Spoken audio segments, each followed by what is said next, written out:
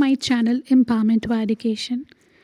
आज के इस वीडियो में मैं आपको कुछ सजेशंस दूंगी जो आपके लिए हेल्पफुल होगा अगर आप दिल्ली या फिर नेशनल कैपिटल रीजन जैसे कि फरीदाबाद, गुड़गांव, नोएडा, ग्रेटर नोएडा, ये किसी भी एरिया में फ़्लैट लेने का सोच रहे हैं किसी रेजिडेंशियल सोसाइटी में। फ्रेंड्स, ये मेरे खुद के पर्सनल एक्सपीरियंस पे बेस्ड है ये सजेशन, सो आपको श्योरली ये हेल्प करेगा। और मैं चाहती हूँ मैंने जो जो गलतियाँ करी है वो आप ना करें, इसीलिए ये वीडियो बना रही हूँ ताकि आपको इससे कुछ हेल्प मिल सके और आप एक सही डिसीजन ले सकें। ओके फ्रेंड्स, सो सबसे पहले आपको ये चेक करना चाहिए कि आप जो भी फ्लैट देखने जा रहे हैं या तो ओनर को डायरेक्टली कांटेक्ट करके या फिर ब्रोकर के थ्रू, तो उसमें जो गैस पाइपलाइन कनेक्शन है या नहीं। फ्रेंड्स, अगर आपको नहीं पता तो मैं बता दूं कि दिल्ली और एनसीआर में गैस जो है वो पाइपलाइन के थ्रू आती है और मैक्सिमम अच्छी रेजिडेंशियल सोसाइटीज़ में ये पाइपलाइन फैसिलिटी है। तो गैस पाइपलाइन होने से क्या होता है ना, आपका गैस का बिल काफ़ी कम आता है सिलेंडर के मुकाबले, और साथ में सेफ्टी वाइज भी ये काफ़ी अच्छा है, आपको घर में कोई एक्स्ट्रा सिलेंडर नहीं रखना। तो ये गैस पाइपलाइन का मीटर और गैस पाइपलाइन का कनेक्शन ज़रूर चेक करना। सेकेंड थिंग है फ्रेंड्स, आप ज़रूर चेक करना कि आपके ओनर ने एक लमसम वन टाइम पेमेंट करा है कि नहीं आपके फ्लैट में को लेके, जो भी फ्लैट को आप रेंट करने वाले हो, इलेक्ट्रिसिटी बैकअप फैसिलिटी को लेके।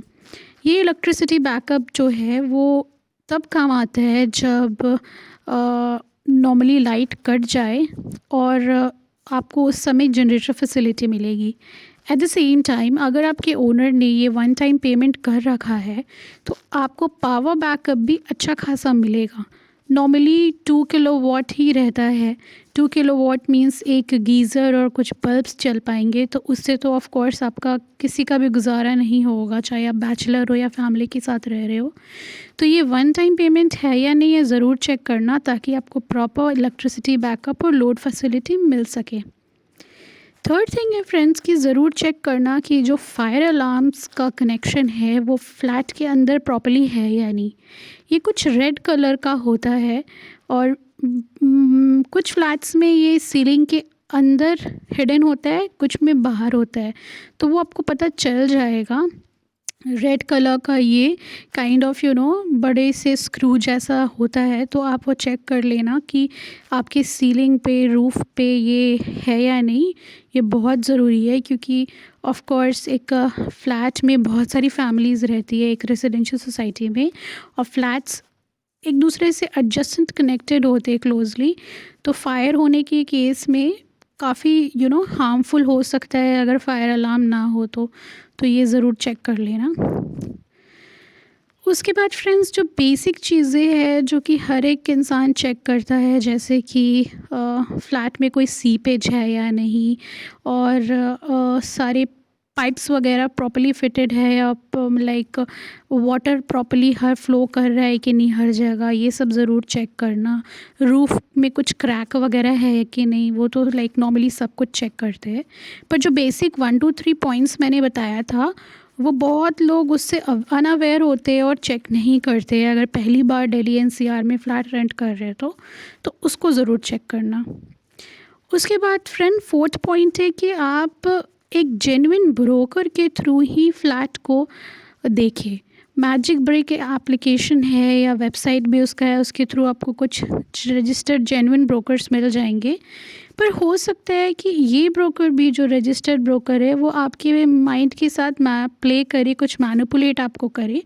तो आप ना ज़्यादातर कोशिश करना ये जहाँ भी आपको ले जाए वहाँ के लोकल सिक्योरिटी गार्ड से और लोकल लोगों से आप बात करना, ताकि आपको एक क्लियर पिक्चर मिल जाए उस रेजिडेंशियल सोसाइटी में प्रॉपर्टीज़ के रेंट को लेके।